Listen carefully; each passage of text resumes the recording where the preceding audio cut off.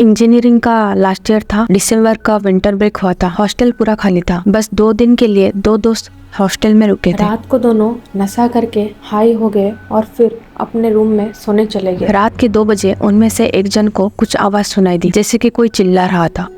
तो वो अपने दोस्त को कॉल करके पूछा कि वो सही है या नहीं। वो सही था और उसके कान में ईयरफोन थे, तो उसने कोई आवाज नहीं सुनी थी। तो वो लड़का सोचा कि नशे के कारण ये सब हो रहा था। फिर वो सो गया।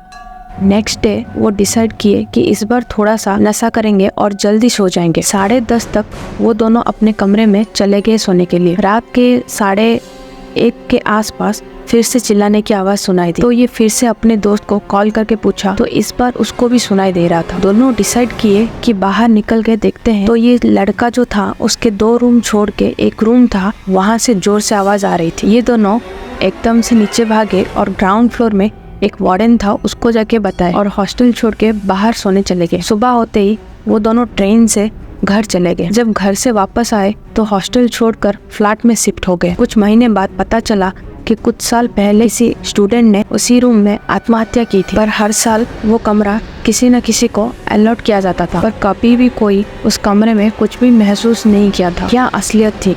क्या नशे की वजह से ये सब हुआ था या फिर कुछ और ही था? अगर आपके साथ भी कुछ ऐसे इंसिडेंट हुए हैं तो कमेंट्स में ज़रूर बताएं।